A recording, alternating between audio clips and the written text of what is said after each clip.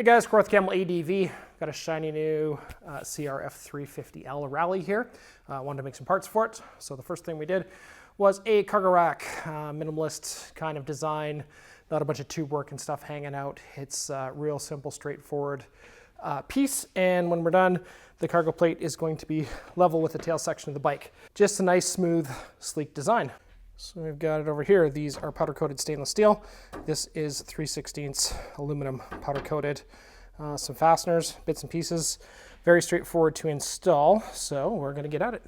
So first order of business, we're going to take the cargo tie down pins out here because the rack is going to mount to these 4 locations. And these are 6mm Allen.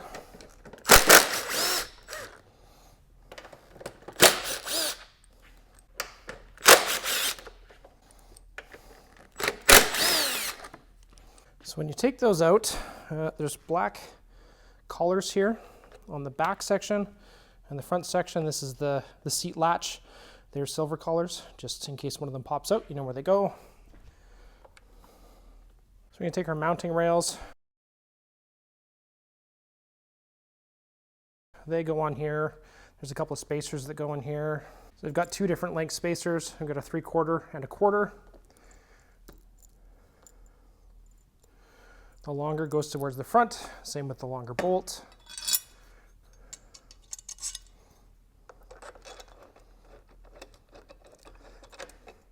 And because these bolts go through 2 layers of plastic plus the seat latch, you might have to give them a little wiggle to get them started.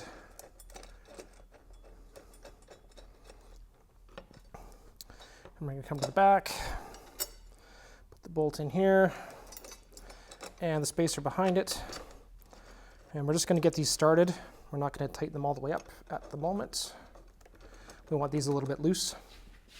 And you can put a little dab of blue Loctite on these if you like. You might want to leave Loctite off of the front ones because they are the bolts you need to take out to get the seat out. Again, we're just going to leave these a little bit loose. We want some movement.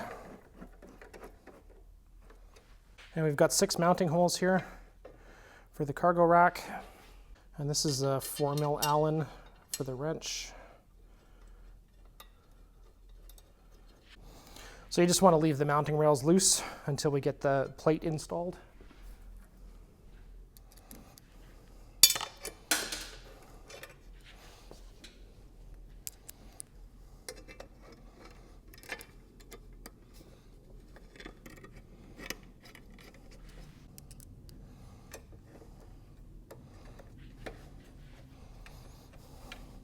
And once we have all 6 started, we can snug them up.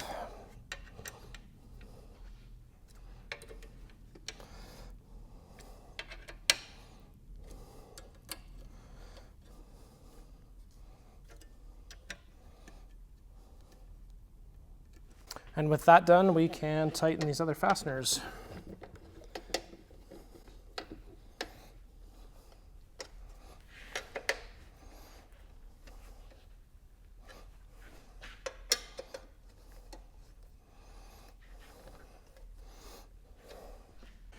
And one thing I do want to show you here, this is, these aren't bent. So these rails aren't bent, but when we tighten the bolt, it is going to flex this out a little bit. We did that on purpose to try and put like a 1-degree bend just in the corner here. Is not really worth it. There's very little effort required. You can watch this tighten down. This is just with a T-handle. So adding an extra bend in here adds some complexity and definitely adds our probability of error when we're bending it, and it simply doesn't need a bend. There's enough flex in here when we tighten these up. They're going to bend to where they need to be.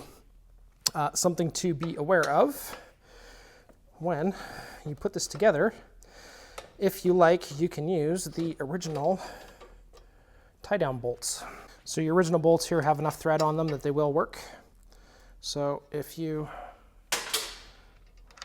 want to have another place to tie things down, you can use these instead of the supply bolts.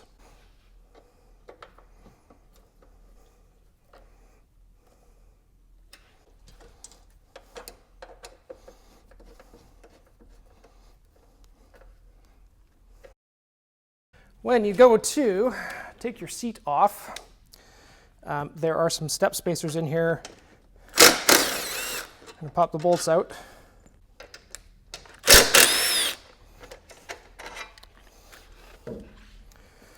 So the seat design that Honda did, there are some spacers that have a raised collar on them, so even without the bolts, the seat won't pull up because the collar is engaged through the seat.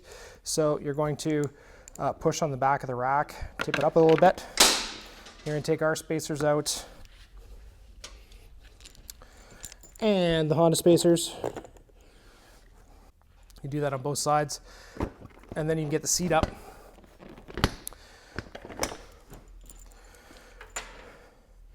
So the design from Honda, we've got the large hole through the fairing here, as well as the large hole through the seat. So this spacer doubles on that. So when it goes through both, you can't get the seat out without popping those spacers out. So just make sure when you do it, you can just push on the back of our rack to tip it up to get those spacers out.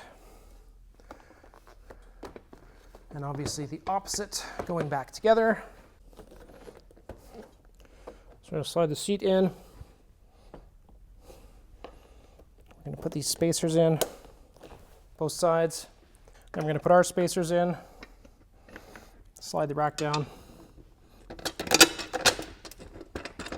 toss the bolts in.